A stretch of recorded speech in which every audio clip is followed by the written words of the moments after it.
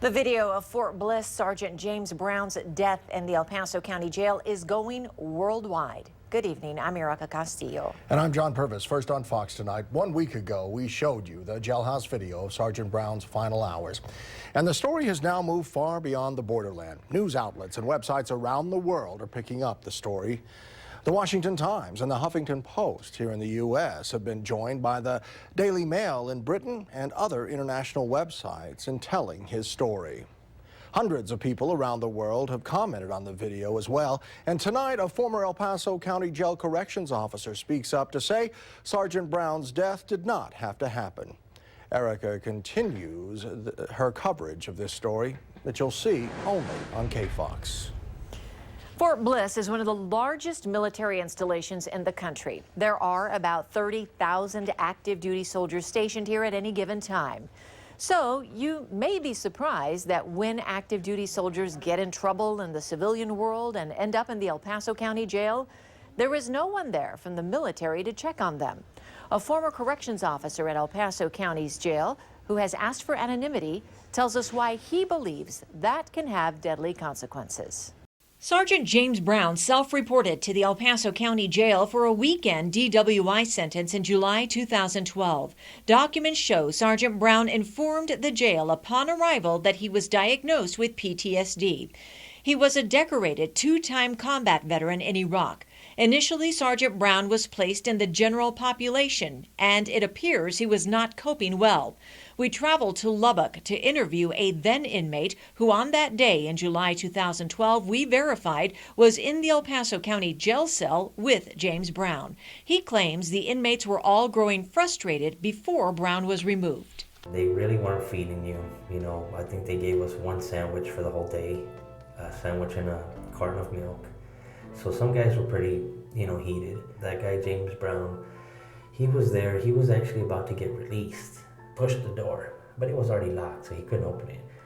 He pushed the door and he cussed. And, I don't want to say the words that he said, but he cussed at him and he turned around and walked to the back and just kicked back against the wall. Well, they came in, I think it was 3 or 4 of them that opened the door and they came in and they grabbed him. At that time, Brown was placed in a cell by himself. He threw wads of wet toilet paper at the door, somehow caused himself to bleed, and then refused to speak. As far as inmates with PTSD and problems of that sort, they're just regular inmates. A former corrections officer at the El Paso County Jail tells KFOX14 soldiers are never separated from the general population, even when the jail has knowledge they are diagnosed with post-traumatic stress. The protocol is the same. When I was still in the department, everything was the same. Inmates were inmates, and whether they were in the military or the only exception was for some law enforcement, where they can't be where other inmates are at. After viewing the entire raw video of Sergeant Brown's encounter, he believes Brown being in the general population was not where the issue began. It was here. Brown, if you don't do what I'm asking you to do, I'm going to send a team in there to get you out. To have told the inmate that we were going to send somebody in there when the inmate was in reality already calm. He was resting or sleeping. I couldn't see him what he was doing, but he wasn't yelling or kicking the door. It wasn't until he was threatened with violence to give himself up that he reacted. What followed was the extraction team storming his cell and Brown immediately stating he was struggling to breathe. Eventually, his limp body was hoisted up and carried to the infirmary, where Brown was sedated twice by injection and begged for water before collapsing and becoming unresponsive. Shockingly, all pretty standard procedure, according to our source, except for one thing. The reaction of the supervisors on scene should have prompted them to take over the situation and call 911. You just stayed in the same position where they left them, and that's a big red flag.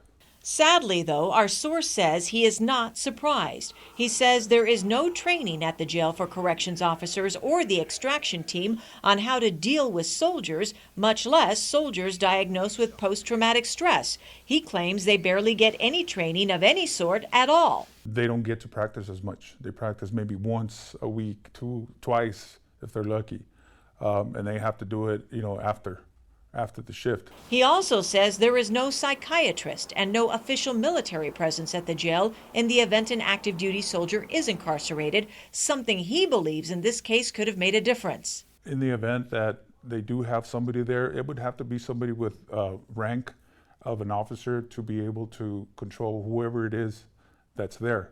That would create less problems. Fort Bliss, however, disagrees with that assessment. Lieutenant Colonel Lee Peters, who speaks on behalf of Fort Bliss, says that the post does not assign a military liaison to the jail because the percentage of soldiers arrested in El Paso comprises only 1% of the entire number of people arrested in El Paso County each year.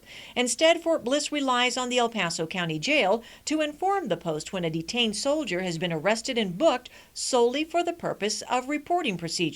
It is unknown if James Brown ever told anyone when he arrived at the jail that he was an active duty soldier. However, it is documented in jail records he informed them of his post-traumatic stress. It's no secret military personnel with post-traumatic stress often experience a host of phobias and at times can react to those situations violently. Besides potential psychological triggers, there may be other issues at stake when a soldier is incarcerated in a civilian jail, given soldiers are considered property of the U.S. federal government.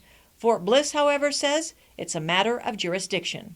But this former jail guard, who worked for years on the extraction team, says it is a unique problem to cities with military installations that local jails need to address. That hasn't happened yet, and I wish it would.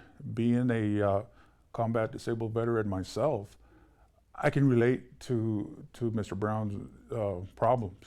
So that's why I decided to vent what I feel. And I think that if the Army personnel or any military personnel comes in and they claim to have PTSD, they should be afforded the opportunity to stay separate from everybody, because just like law enforcement, they serve the community and serve the country, and as such, they should be treated as such. We're waiting to hear from the El Paso County Jail and the sheriff about the protocols there and the training, as well as exactly how many soldiers have been incarcerated there in the last 3 years, how often there is a psychiatrist available at the jail, and what purpose it serves to have soldiers declare they're diagnosed with post-traumatic stress. You can see a longer and much more detailed clip of Sergeant Brown's encounter in the El Paso County Jail on our website, KFOXTV.com. That's also where you can find some of my past stories on Sergeant Brown's death.